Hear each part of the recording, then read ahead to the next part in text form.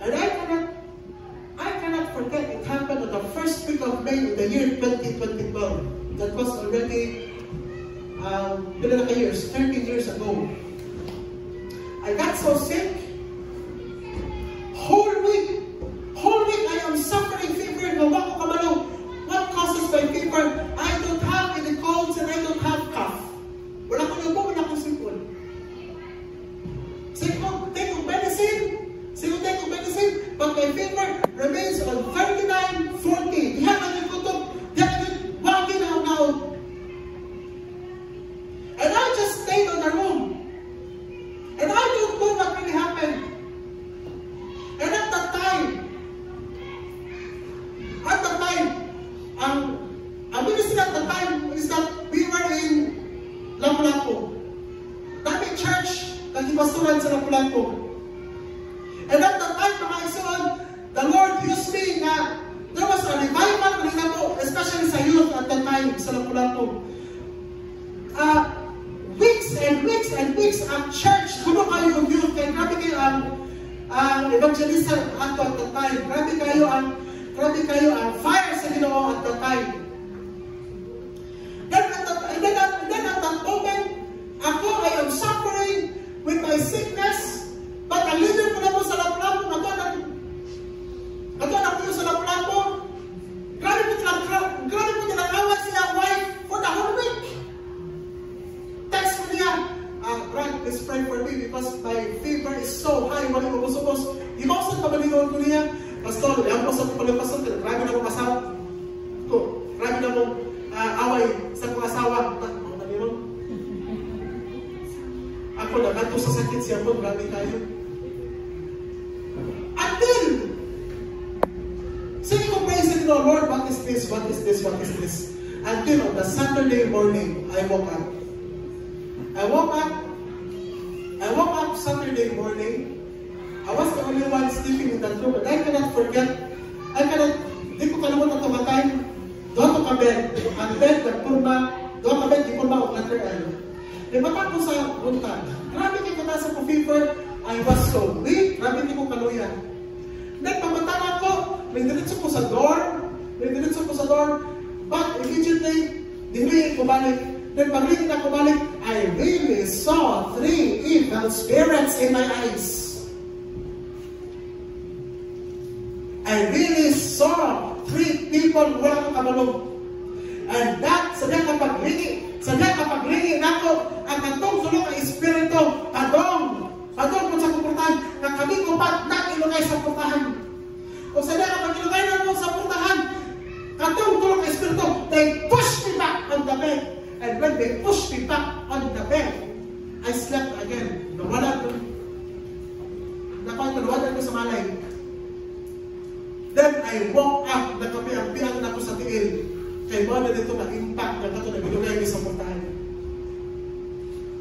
I don't really know. Nag-fever pa kami ko, nagtumangan pa yun, nagkakiaan pa yung dinumon ko. Then I realized it is already an attack of the enemy. Then I started to pray. And then ako sa ngayon to patong leaders na parang kong start to pray because this is already an attack of the enemy. Nakontak sa kong ubang leaders, pray. Whole day of prayer until that night, my fever kalit ng kawana. And at that same time, when wala akong fever, ang siya sa kanyang wife, nagkapanik. Dito na ako na-realize, attack na dito sa kaaway. And after that attack sa kaaway, mga isuon, revival happened. And the great power of God was moving in the church at that time. This is not to scare you. I'm sharing this not to scare you. Kasi man kami noon mong doon sa kwa, ay, Chris Pastor, ikawin na ng yaman. This is not to scare you, but this is to prepare you. Why? Why is it so? Because the Lord is preparing you for a battle. Sama kita David, mga igsoon, in 1 Samuel, in 1 Samuel 17:34 to 36, naging si David, nakatabang siya ni Saul, at the time, they were being attacked by a giant named Goliath. Naging si David, nakatabang siya ni Saul, he presented himself. O sige, ako magigubang ka na ng Goliath. Again, ibalik akong picture out, si David, sama siya ng Kijolo. Again, nakatabang siya sa halay. O sige, ako magigubang ka ng Goliath. Yan, inan siya ni Saul. Sure ka? Ikaw ka magigubang sa Goliath. But David answered, David said to Saul, Your servant used to keep sheep for his father. And when there came a lion or a bear and took a lamb from the flock and went after them and struck him and delivered it out of his mouth. And if he arose against me, I caught him by his beard and struck him and killed him. Your servant has struck down both lions and bears, and this uncircumcised Philistine, which refers to God, shall be like one of them. David, he was not well known at that time. Mas dito pa ang purba ang iyang mga igsoon. Mas dito pa purba ang mga igsoon, i-compare niya. He was running. Kung na kung siya kahuka, kaya naman, he was a shepherd. Then, mingon siya, I fought lions and bears. Sadya nga ako siya, patakot sa lions and bears. I fought lions and bears. And at this time, kining uncircumcised na Philistine, kung sabi siya ba, kining pisok na hikante. Katawanan ko siya sa Bisaya, kining pisok na hikante shall be like one of them. David was not well known. David was not well known in fighting against lions and bears. But, sa diha, he was fighting against lions and bears. Prepare na siya sa Ginoo to fight against Goliath. That's why the Lord taught us to fight. The Lord taught us to fight lions privately. Nakakay mga attack, private attacks. Nakakay mga circumstances, mga attacks sa kaway that you have to fight privately because the Lord is preparing you to fight giants publicly. That's why ayaw kalingkong mga igsoon that even in your private life, private ang mga circumstances kataki sa kaway, the Lord is just preparing you for a greater battle that is ahead. Sabi ni Paul, anyang kamot ibaak sa snake. Pasensya kayo mga igsoon, bro, kung Moses alin kaya ang lips, nag-dry up tagbayan. Pilit malin, Jay. Sabi ni Paul, ang iyang kamot, beaten by the snake, kipaas sa snake, but in that same hand, para sa nagkabiton sa Ginoo, to break the spirit of sickness and infirmity on those people in that island. Whatever trials and circumstances that you have,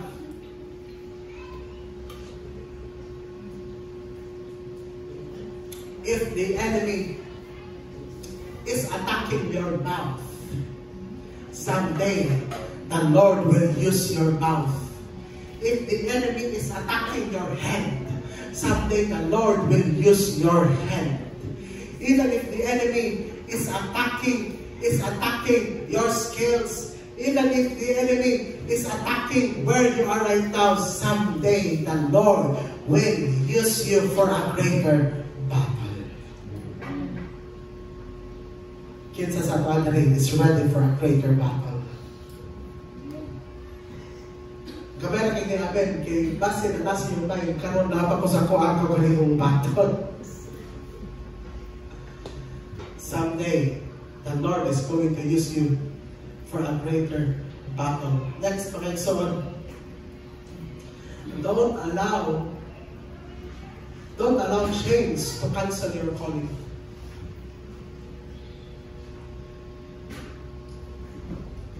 chance to cancel your calling. What's the situation in Poland at the time? Paul at this time was still imprisoned. Kabalo mo si Paul at the time, na-stranded dito sa Malta. Wala na-change. Wala na-change ang status. Unsay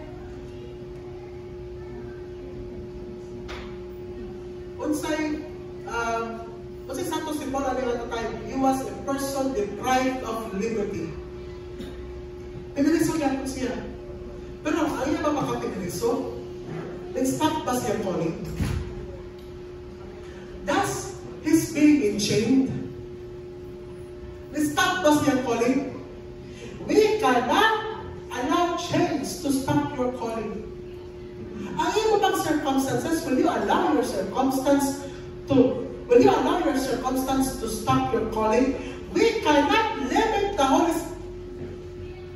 Let me tell you this. We cannot limit the Holy Spirit in our limitation. Diba?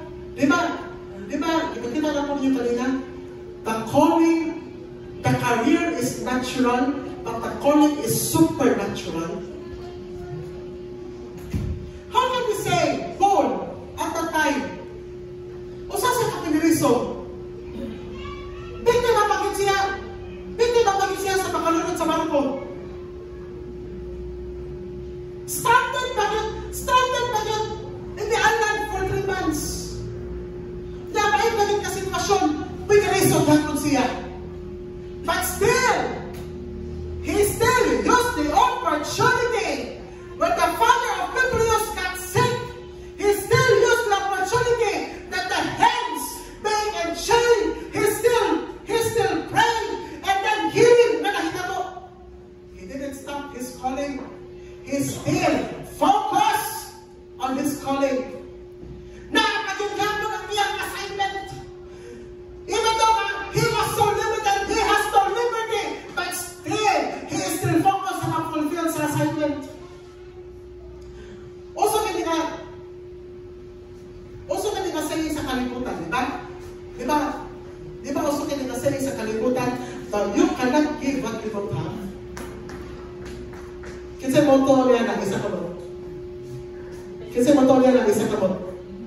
You cannot give what you don't have. Pero sa calling, it is false.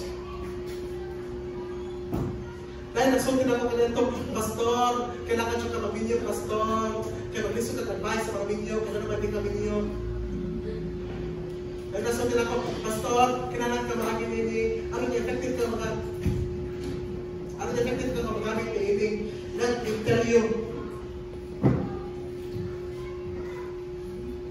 you, serving the Lord, I do not depend on my experiences and I do not depend on my capability, but I depend upon the power of the Holy Spirit.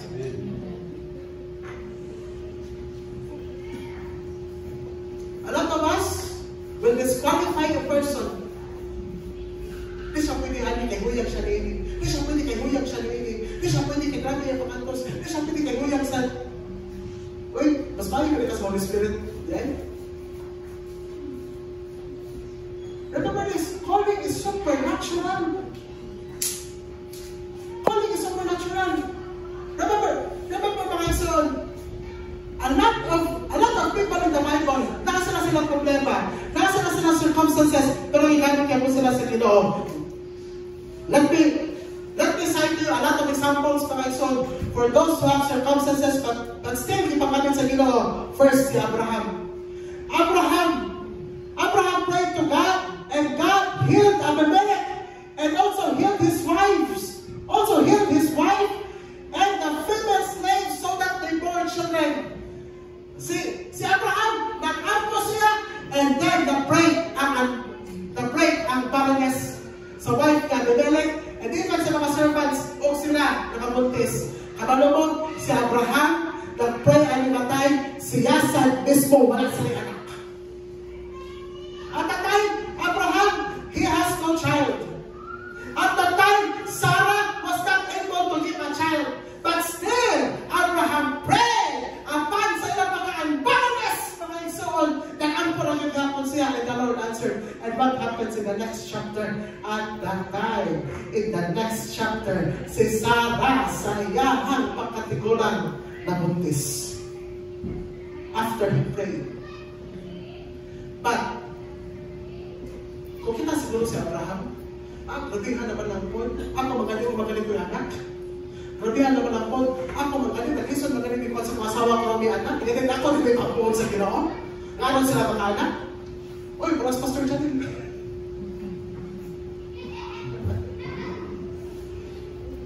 Next example, pakaisan si Job. Kabalo kita sa story ni Job. Nasakit pa siya, nawala pa yung mga anak, nawala pa tanan yung mga kapatid. Nawala pa yung tanan mga kapatanan. I-charge pa siya sa three friends. Can you imagine? I-charge siya sa three friends. Siya may biktima, but still, the Lord restored the fortunes of Job. And when he had prayed for his friends, hinumdumi, kinsa man yung mga friends niya kiampuan, mga mga friends na nag-judge niya na si Job, dakog makasasala. Mga na nag-judge niya na hindi faithful si Job, mga nakasakit siya. But still, he prayed for his friends. Papunta na ako, sayon ba mag-ampo sa mga tao? Sayon ba mag-ampo ang mga tao, sayon ba mag-ampo ang mga tao, mga napatikos niyo? Is it easy to pray for those people who falsely accuse you? Dili. But still, Job prayed. Another example, mga son. Kini, the time of Naaman, a slave girl. Diretso na ako basa rin. Now, the Syrians, on one of the raids, had carried off a little girl from the land of Israel. At the time, Naaman was a leper. O usa sa mga Syrian girls, na nakuha nila during sa raid, a little girl from the land of Israel, giingnan niya ang iyong mistress. Would not my Lord burn the prophet who was in Samaria? He would cure him of his leprosy. Slave girl from Israel. Yan di pasay siya, pastor. Dito sa mga lugar, kaya sa mga propeta, pwede siguro ay pala sinaapan dito. Dahil sinaapan, makapatulog healing. Uy, slave girl, siya pagaling ang bitan ko. Pagkanoon ako kita, grabe na naman ako. Ako, kamanang ko nga na yung propeta dito, pero slave ko, sinapot ako sa kinabuhi. Kung ano nasa kulitan, sinapot sa kinabuhi. Hihimok ko nilang ulipon. But still, siya pag-ulipon. He still shared the news that there is a prophet in Samaria. There is a prophet in Samaria. He will cure him of his leprosy. Nagpagamit niya po siya sa Ginoo. Another example, Joseph, he was a prisoner at the time. We know the young Joseph, he dreamed. The dream said that he will rule. But at this time, he was in prison. He was in prison. The chief baker of cupbearers of Pharaoh, the prison. And they were in trouble because they had dreamed. But Joseph, piniliso po siya. Iyan ang kanina ang cupbearer mga chief baker. Gano'n nakagumot ang mga kinalang po. Okay, please tell me your dream. And siya, do not interpretations belong to God. Please tell them to me. Tell me your dreams. Then to cut the long story short, even though siya makapiniliso, he still used his gift to interpret dreams. Kaya dahil na-fulfill ang pag-interpret sa dream, dahil ang cupbearer na balik sa service dito sa Hanad, hindi mo pagin si Joseph sa cupbearer before siya nibalik, please ha, ayaw ito kalimti ha, nibalik ko nito ha. Pero dito po sa cupbearer, nakalimtan ko siya for 2 years. Pero si Joseph dami pamahay, lumiha po ng tutawhan na. Ako na siya dinginan sa ilang kalimtan ko niya. But still, Joseph endured for 2 years, more 2 years, sa prison. He was in chain, but still, he used his gift. He still focused on his calling. Another example, Jesus. Jesus at the night, kinakot na siya. Sa the time, ang kinakot na siya, si Peter, kikat off niya ang ear sa usak ka sulod. Kikat off niya ang ear sa usak ka high official.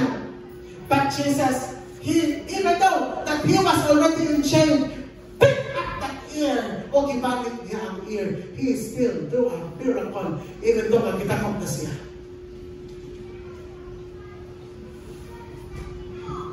Another thing, when Jesus was still on the cross, nakantos na kanya siya.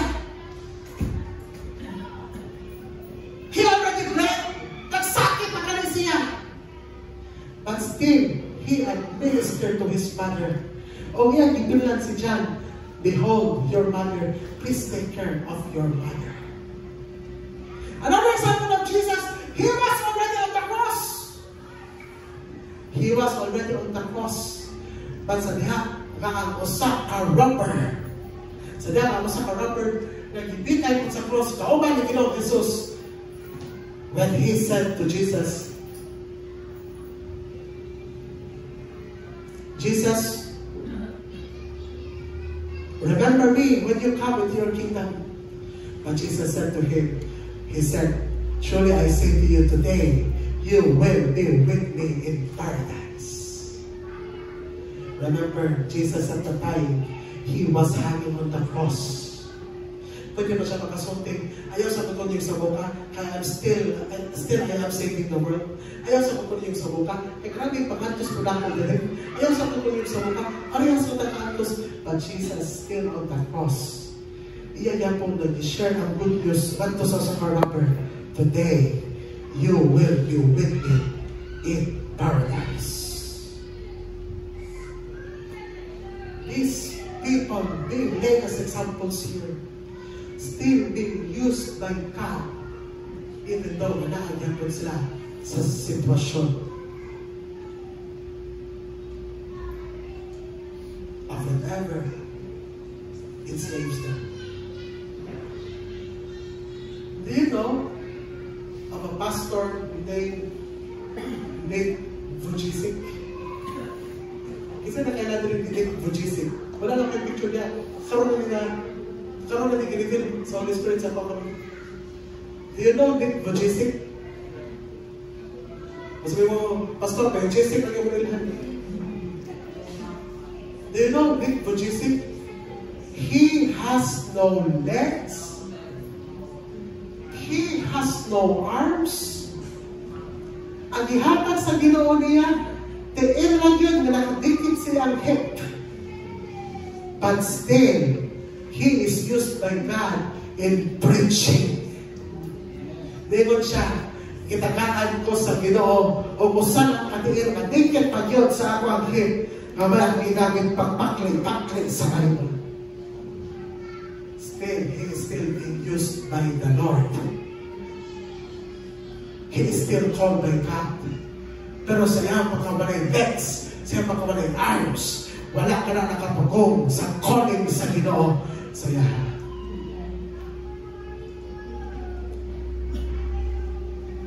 Kita kayo, kamera galing sa Kristohol, kamera galing kuhan, pastor din ang tulungan, nagpakasakita sa tingin. Don't allow circumstances, don't allow chains to cancel your calling. Because somebody bold, even though that is still in chains, but revival happened in the island of Malta. What's sabi nakakapos ni mo? What's sabi limitation na ni mo? What's sabi circumstances na ni mo? Don't allow it to cancel your calling. Third, in your calling, look for a problem, not a platform. If we are called and anointed, we don't need a title, but we need a power.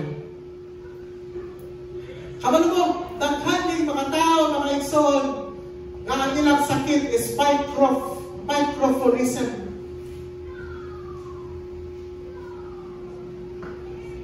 So, pastor, lahat tao ka na sakit microphonism. So, masakit ang microphonism.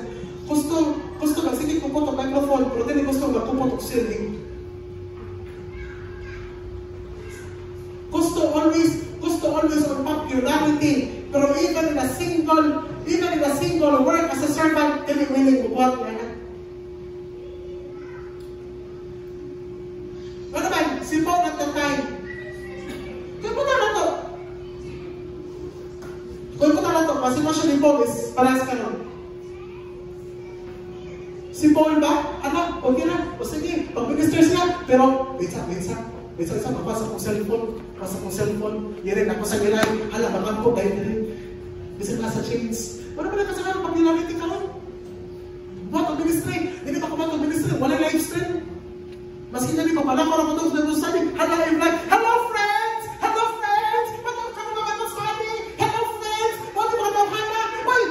Ay, mga bata! Say hi! Wala ba na itatansi ka nun? Gusto na makita sa kalibutan. Hala, gusto mapapilar. Look what happened with Jesus. When Jesus made the miracle, gusto ba niya nagbaw siya gusto ba siya mapapilar at the time? Kapag after a miracle will happen, the tendency of Jesus at that time, he was about to go mutako siya. Kaya naman, tapukan na siya sa mga tao. Paul at that time, nakapag-change ba sa iyang title? Kung sa ipagkita ni Paul at that time, he was dealing with a problem. If you are anointed, if you are called by God, you are not called to have a title. You are not called to have a title, but the Lord is giving you a towel for service. Jesus even gave that example. He even that he is Lord, he still put it as a servant. And even he washed the feet of the disciples. This is the tendency. A lot of people want position that they don't want problems to solve. Gusto ng position. A lot of people gusto ng title but they don't even want to hold a towel. A lot of people want to hold a microphone but they cannot even hold a single thing. Masking kutsilyo, luwag, masking kaha, masking silhig, di man nga willing o serve yan ang bahina. Positions is not a guarantee that you are called, but towel does.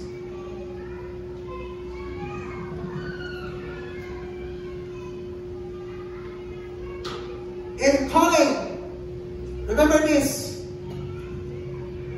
you don't need a spotlight. A lot of people called by God wants a spotlight. Gustong spotlight? Wants to have them to be popular.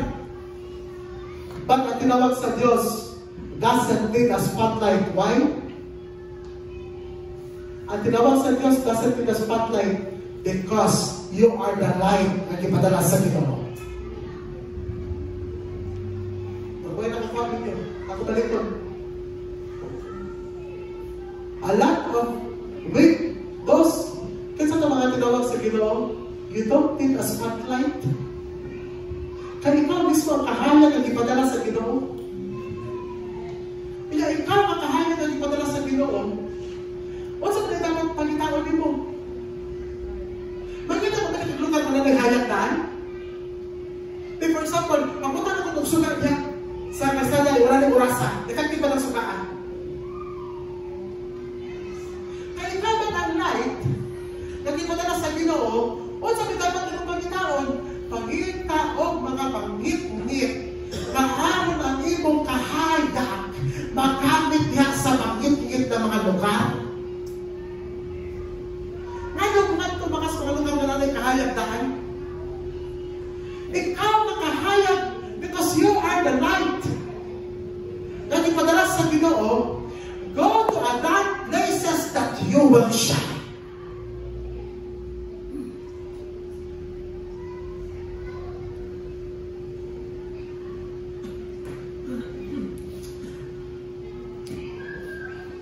Laki mga ipang-challenge mo ngayon. Find a person that you can invite on Sunday. Find a person that you can invite on Sunday. Yeah, tendency. Ang lagi mag-invite, di ka nun. Ang lagi mag-invite, di ka niyay sa lang simbahan. Parang niya po, ano? Ison. Wala ka naman kami, nakamo ito pag-invite of drug addict. Hello? Ano ba ang banta ka mag-invite of drug addict? Ano ba ang banta ka mag-invite of na masakiton? Ano ba ang banta mag-invite? Ano ba ang banta mag-invite of even mga babae na prostitute? Ano ba ang banta mag-invite o mga bata na mga problemado o masking kawatan? Kapag naman mga ikson, kanak masang katawan na bao panay na dinahanglan sa kahayag sa Ginoo? What would you expect? Can you see a lot of chairs? Can you see a lot of chairs being empty here? And these chairs, I see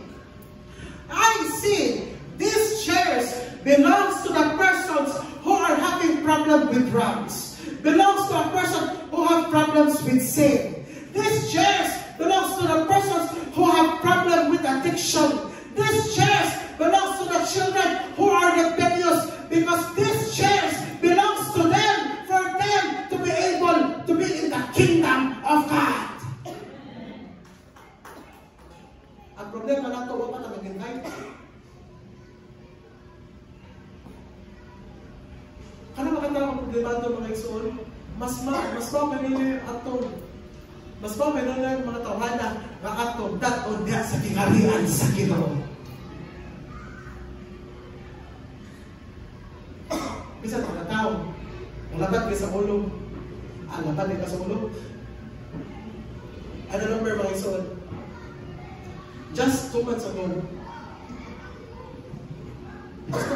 this person died. Ako magaling nag-minister ato sa Lubong. Brother Clem o saan. Si Brother Clem, idala na sa church. Sa mga kanatoy, nagdala ni Brother Clem. Si Brother Clem, idala na sa church. Pastor Joel cannot forget that moment. Si Brother Clem, idala sa church, naka-uniform, nakaputi. Idala si Mama dito sa church. Brother Clem, idala dito sa church, pagkalabawa sa ulo. Kasi Brother Clem at the time, siya yung problema sa addiction. Dito na si Brother Clem. Ang ba mga ikso ni Sister Luchi, idala sa church. Ito na yung problem with addiction. But Pastor Joel at that time, i-adapt nila si Brother Clem. Ipapulong ito sa church. And si Brother Clem, salamat sa Ginoo. Before siya kikuha sa Ginoo, ikamit siya sa Ginoo sa pagsangyaw sa pulong sa Diyos. Nakakipagdala sa church sa oras. Di ba sa tayo sa Corpus Christi? Di ba Pastor Ben? Sa tayo sa Corpus Christi, nakakipagdala sa church sa oras ng mga problematic tayo. And in that ministry, the Lord used that ministry for them na makabaton sa kahayag niya sa Diyos. Anong karon? Ato na nang ibabagan, ayaw na babagi igsoon, karon ba ka igsoon? Are we willing even to invite problematic persons to sa church? Kabalo mo talagang puntag, nagsaka ko sa church, I imagine. Gampo naglingkod ko niya sa puntahan, I imagine. Persons coming here in the church with problems of drug addictions, with problems of homosexuality, with problems of prostitution. Someday, we will welcome them. And they will become part of God's kingdom.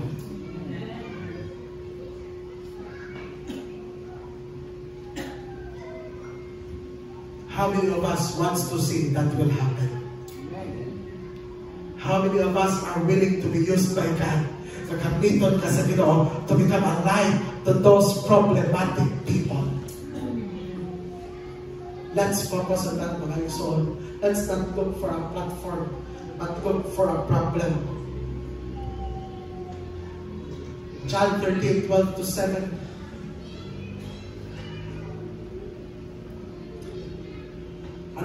Now in Acts chapter 6.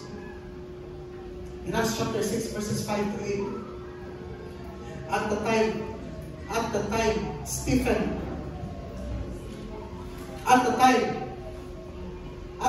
the apostles, they were so busy in preaching, they were so busy in praying. They had to choose 7 men. Gabakoy, makatiman sa other necessities sa church, pagpakaon sa poor, paghandol sa administration, paghandol sa mga matters sa church. They were called deacons. Kaya mga apostles at the time, they were so busy. O gusto sa mga apostles na ikutin nilang time in prayer and ministering the word of God. So that's why they choose 7 men. O gusto sila dipili, Stephen, a man full of the Holy Spirit. What's your role in Stephen? Si Stephen, siya rin handol sa fitness program, siya rin handol sa admin sa church, siya rin handol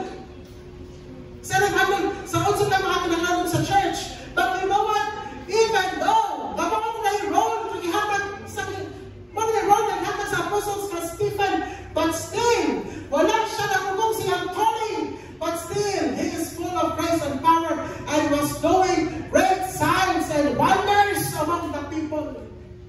Ang iyang role sa church, mga kabalo, basig ang role sa church, tigsilhin na, basig ang role sa church, tiglodo na, basig ang role sa church, tigpakumpra na, but still, gigamit gihapon siya sa Diyos in doing signs and wonders. Iksoon, may mo siguro ka, ay pastor, parang yun yung role sa church. Pastor, tiglotong na gito. Pastor, tigtilaw na gito.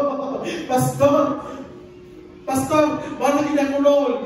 Pero iksoon, ayan, limitahan yung role. Igamito gapon ka sa Ginoo to do signs and wonders.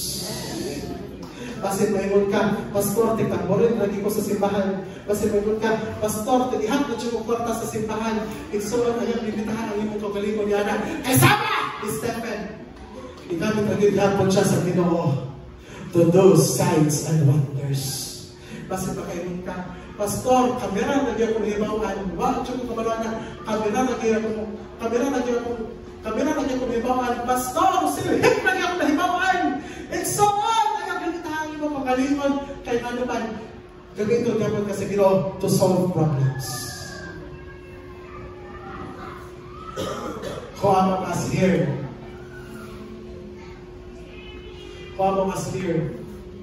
Magkakainin ka, Lord, use me for signs and wonders. So, mabuta pa naman, kami natatawag ni Pastor. Kung na masakit ito, kasi Pastor kasi nag-busy. Hindi ko kalimutan ako. Sa ka-church, hindi na ako mention na sa ito ka-church. Nakasama. Kaya na demon possess. Yung na-chatting ko sa JC, kinahanglan mo, nagkikayo si Pastor ko na rin. Kinahanglan mo, nagkikayo si Pastor ko na rin. Yun din, namin naman sa JC, ikaw na hindi ka pagdiha. Ikaw na hindi ka kasabi, ha? So, mabuti ang panahon that even the Lord will use your hand to lay your hands on the sick, and the sick will be healed. How many of us here wants the Lord to use our hands? Wave your hands. Wave your hands. Kinsa gusto ka gamiton sa Ginoo that when you lay hands on the sick, and the sick will be healed. Wala ka ron, sugod ka ron, pag sugod ang ampo, masakit ito na yun ang panawag ni Pastor. Sugod ka ron, pag sugod ang ampo, masakit ito na yun ang papaabot ni Pastor. Si Pastor tayo lay hands. Kaya nga naman, the Lord is also anointing your hands. And this is the last. The call of God. The call of God is accompanied by the power of God. Everybody say power of God. Power of God.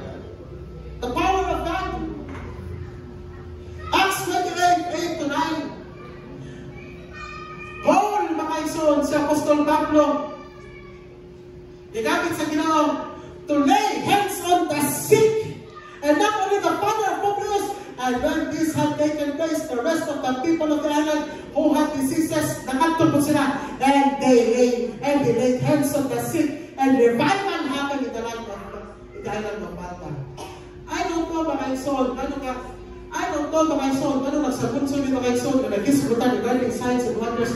And even Pastor Joel last week preached about regarding this, about signs and wonders, because I believe in my heart that the Lord will use a lot of you to bring signs and wonders. Everybody say, signs and wonders.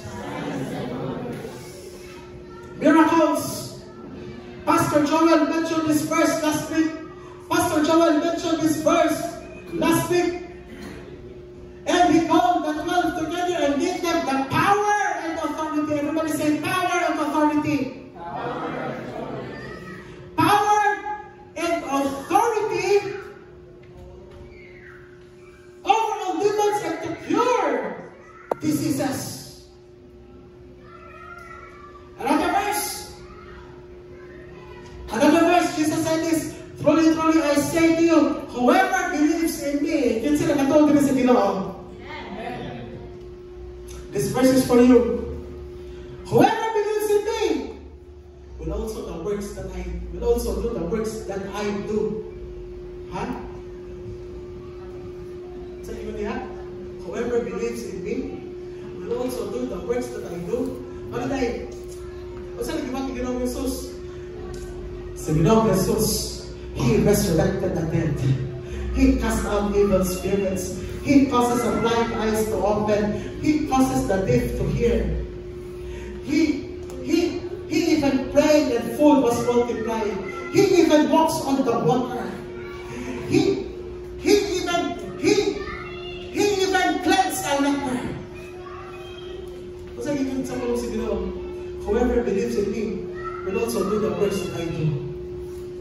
It's also that may come. The Lord will use you for signs and wonders. Who among you believe that? Sister Juliet, as just I stare at you, the Holy Spirit is saying to me, even though that there's something in your face, but still you can pray for it. Hear the word of the Lord. This is a prophecy for you. Even though that you have something in your face, but still the Lord can use your hand and pray, and sick will be healed in the name of Jesus.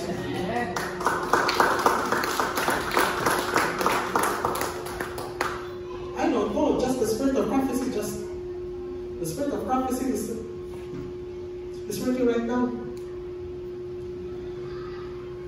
You can pray for the sick, and sick will be healed. Everybody say, power of God. Power of God. Many signs and wonders. Many signs and wonders were regularly done among the people with the hand of the apostles.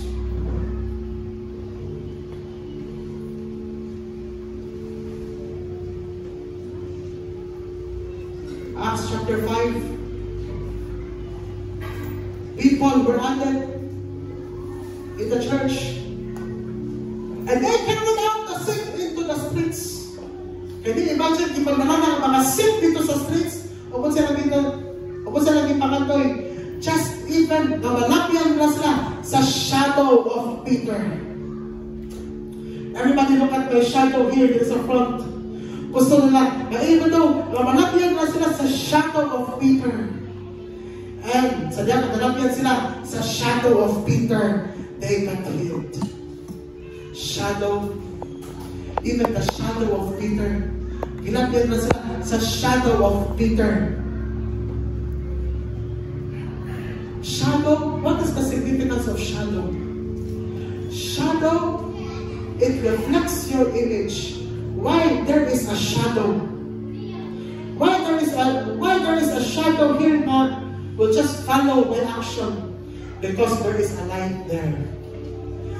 And why there is a shadow in the spirit?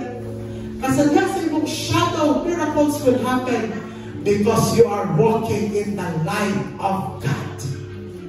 and the light of God na naghayag diya sa imuha. And as you are walking, and someone ini, as I am walking in the light, and as I am walking in the light, and there my shadow, it is not because of my shadow na naghatag og healing, but it is the light of God na nakakos na ako'y shadow. Don't be afraid of your shadow, because it is not the shadow that brings healing, but it is the light of God that you are walking in your shadow. The shadow of Peter. Last verse. Ingon si Paul, my speech, verse 4, my speech were not of plausible words. Or other version, nasutin niya, my speech is not with enticing words. It is my prayer, mga son, that every time I preach here, I pray. Madali ko madala na how good I am in speaking. I pray. Madali ko madala how good I am in sharing the word of God. But yun si Paul, my words, my message were not of plausible words, but in demonstration of the Spirit and of power.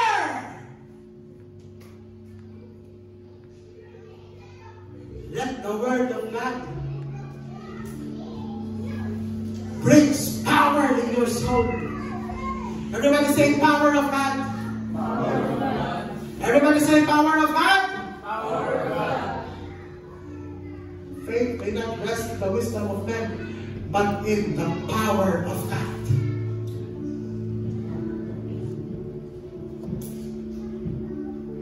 We as preachers, even I myself, I cannot trust on my own wisdom. I cannot trust on my own skill in speaking.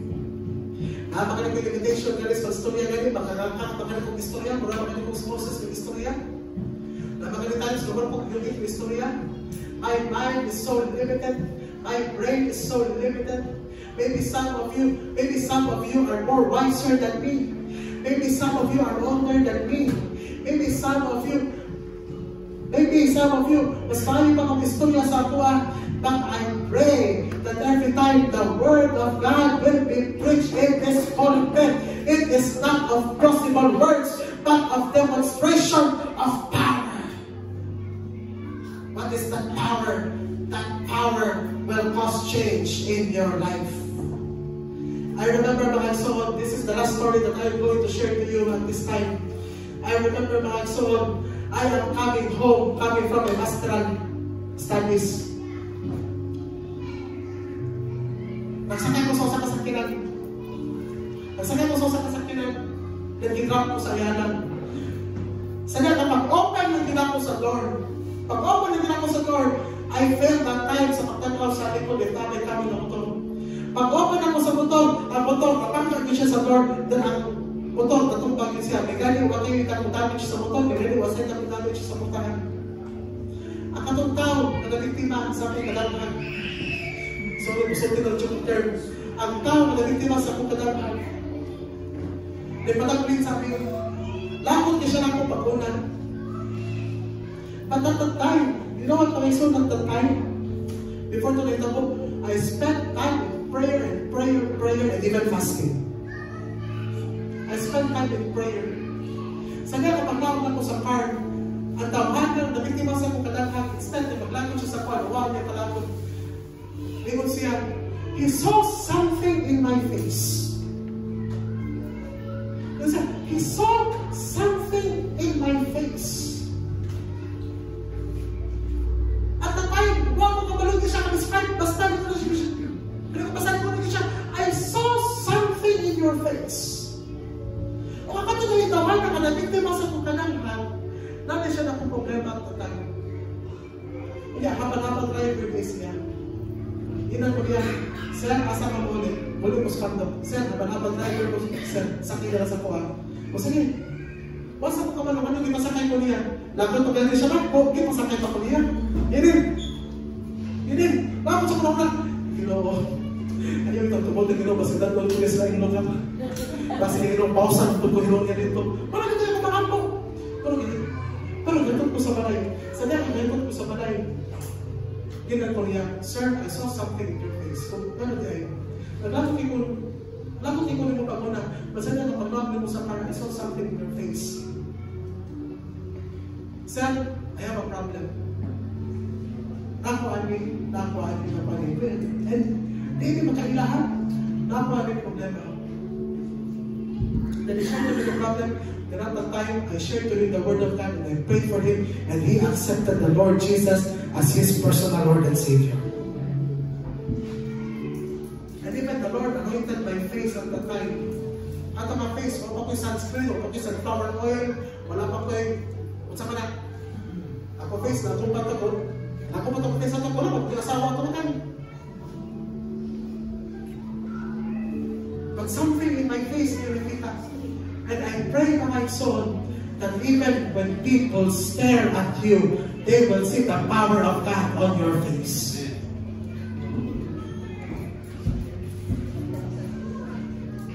How many of you nakandi ka mahitabo na sa imong kinabuhi? Sa di ka magtanaw mo lang ang tao sa imuha, there is something in you. Di ba ko siya napapatay? There is something in you, sir. There is really something in you. There's really something in you. How many of you are willing to be used by the Lord through that? Let's all rise for next one.